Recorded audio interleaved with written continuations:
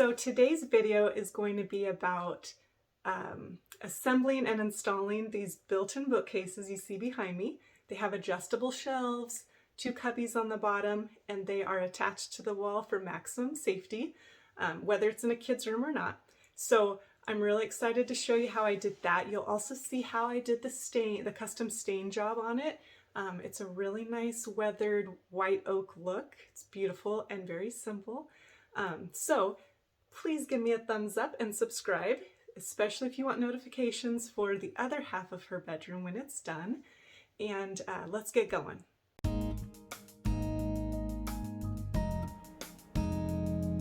Okay, so you can tell at this point I'm well into building the shiplap. If you are curious about how to attempt a shiplap wall, I have a link in the description of this video for you. I did some boho farmhouse shiplap in my oldest daughter's bedroom and added a really cool plant shelf that really gave it a boho vibe. So if you want to learn how to cut around outlets and bump them forward so that they're flush with the wall, how to remove baseboard molding, you're going to want to check out that video. It's pretty simple and it's a lot of fun. Now, as you can see, I'm using full boards. I didn't want a typical farmhouse look. I wanted a more modern farmhouse look, so I didn't want any seams in my shiplap. So after you get all your boards in place with liquid nails and then nailing into the studs, then you're going to want to go ahead and use DAP patch and paint to fill your nail holes. And the great thing about this is it's pink, and when it dries it turns white. So as soon as it turns white, then you know it's good to be sanded, which is really helpful because I get pretty impatient. So to take care of the sanding, I just use a 220 grit sanding sponge. And then when it's all sanded off, then you're going to go ahead and wipe it clean. You don't want to do your touch-up painting with any dust. So after you sand, get it all nice and clean.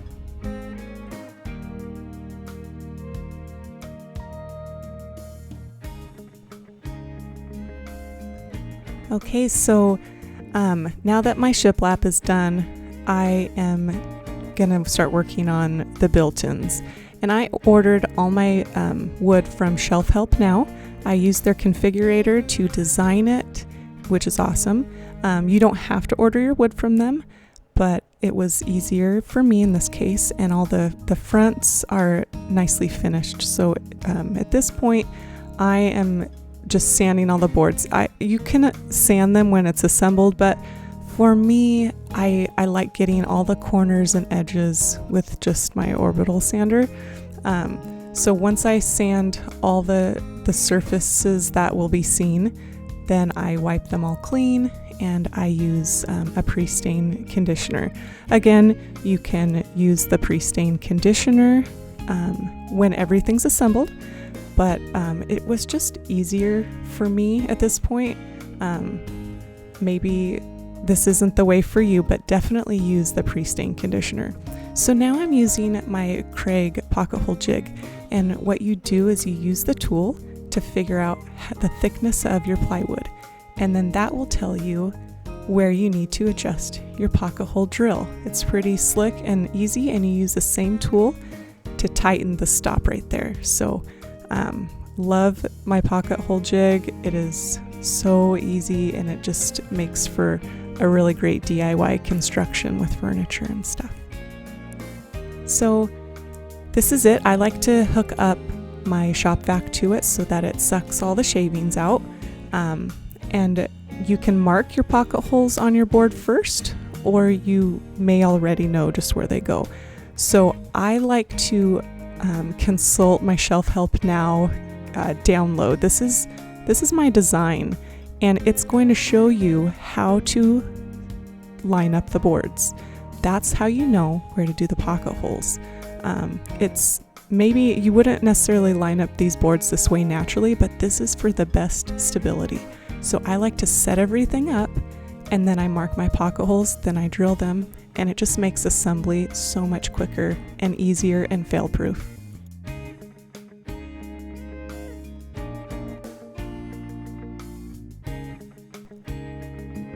When you begin assembly, you're going to want to have wood glue on hand, and you want to use enough but not too much. If any squishes out, you're going to want to wipe that up immediately. You don't want dry glue globs on your beautiful creation. So after you add the wood glue, you're definitely going to want to clamp it perfectly. When you drill the boards together, they have a tendency to shift a little bit. So make sure you get some clamps. They will be a huge help, and then you'll have everything square. It's just the best way to go. So now I'm using the Craig pocket hole drill bit and Craig screws. I know that they're going to be a perfect fit.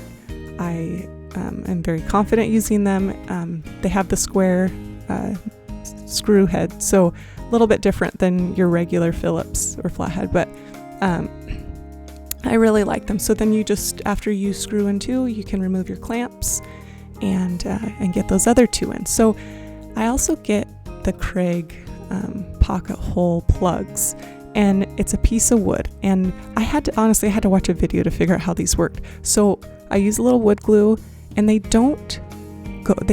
not made to go in flush, okay? But you push them in as far as you can, and then once they're dry, then you shave off the excess, and you have a beautifully nice, flush, flat surface on your plywood. If you have to have the screws on the outside, if you have them on the inside, it's even more important to do this.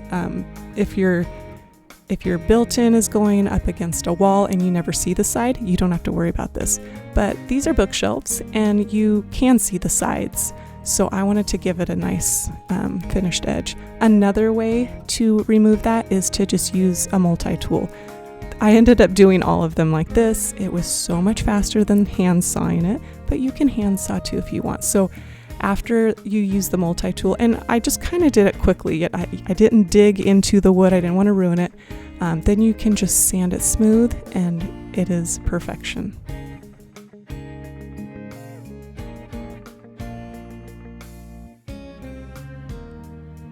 So once my bookcases and cubbies were totally assembled and dry, the wood glue was dry, everything was good to go, then I decided to add the shelf pin holes.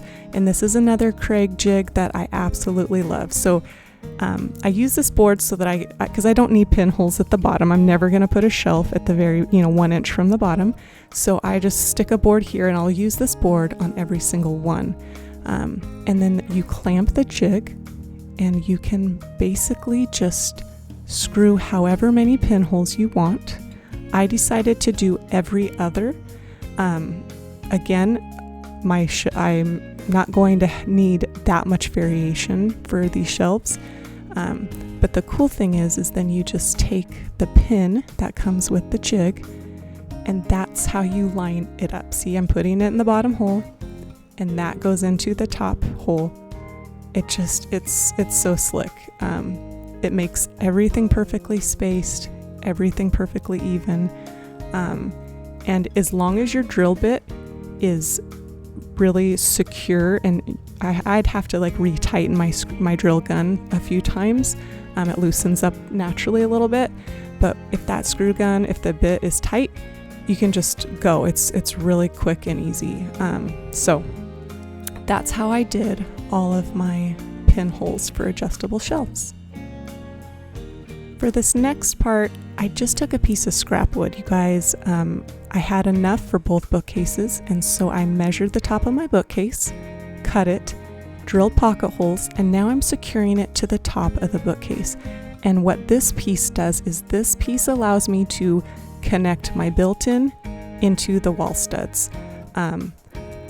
These bookcases are going into a kid's bedroom, but even if they weren't, built-ins need to be secured into the wall studs. And so this tiny little piece up here, it's the way to attach it. So as you can see, it's not in there super tight. It's not going to bow or bend. And I just line it up, attach it, and that is how you secure your built-in to the wall.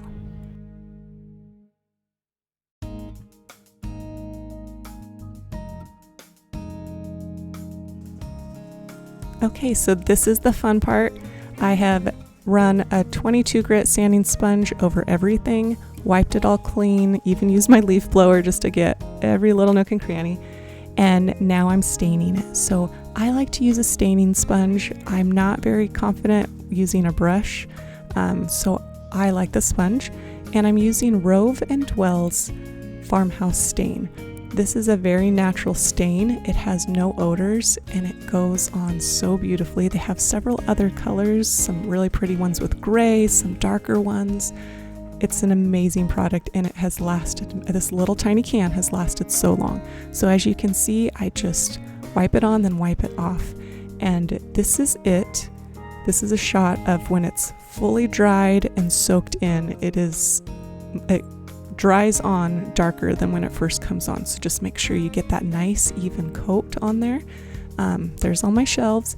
So yeah, so after that was dry, again, you want to run a 220 grit sanding sponge over it just to smooth it all out, and then it's ready for my next step, and I'm using Varathane brand whitewash stain. This does have odor, so make sure that you are in a well ventilated area, but as you can see, I'm using one staining sponge to get the stain on, and then I'm using a completely dry one.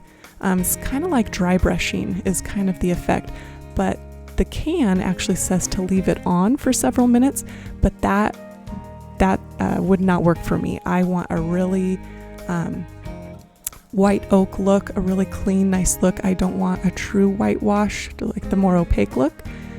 So once you have your staining done, I would highly recommend giving your at least your shelves and maybe the tops of your bookcases or cubbies, giving them that final coat to help protect the surface area. It will just add life to them, protect them from stains or marks. It's not going to protect from dents or scratches, but it will just add life. After you've done all this work staining your shelves, adding that polyurethane or some other finishing will just really help. And I'm using a wide brush. I like to just kind of get it done. I like something that's going to be smooth, and you just want to make sure to add a nice even layer and then allow it to fully dry. And I like the matte finish because once it's dry, you cannot even tell it's on. It doesn't yellow the wood.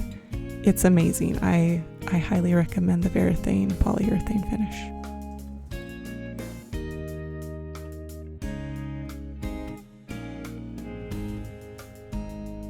Okay guys, so once all your staining and sealing is done, now it's time to attach any built-ins together. And all you have to do is pre-drill your spots. I did 4 pre-drilled spots in each cubby, and then you just screw them together. And I again used Craig screws. I'm just confident with them. I like them. I have a bunch of them. So after all your pieces are attached, then you're ready to attach them to the wall. And again, you're just going to pre-drill, and you're going to try to drill into 2 wall studs. You can see green tape on my wall. Those are all the studs. And so you can also see these little white strips, and that is because when I designed the built-in, I designed the cubbies to fit these little felt baskets that I had without considering the height of the outlets. And I didn't want to take the outlet covers off. I felt like that would be dangerous. So in order to keep the built-in flush to the wall, I had to add a 1/4 inch strip to the back. You can't see this when you're in the room, especially with the shelves decorated. It's not the best scenario, but short of moving the outlets on the wall or reordering the wood, this was my answer. So I am lining things up. I know how wide my bed, the twin bed that goes in between, and I also want to make sure that my wall sconce is perfectly centered, and it needs to be into a stud for security. So I did not have the wall sconce hardwired. Instead, I Went ahead and ordered a really pretty plug-in light, and then I got a paintable cord cover for this light, you guys. It makes a world of difference. I painted it blue. It just adds that finishing touch so that you don't have this crazy wire coming down your wall. You don't even notice it with cord cover. So in the description, you're going to want to check out a link to that. I also made a TikTok video on how I put the cord cover on there. It's really easy, but when you watch someone do it, it just makes it like even quicker to do it yourself. So if you like this light, there's a link to that also in the description. Definitely head over to my blog and subscribe for more DIYs. You're going to want to see what I did to the other side of Quinn's bedroom. So here is her bed in between, and then I got all the shelves styled, and she is so excited, you guys. She loves it. So give me a thumbs up and please subscribe.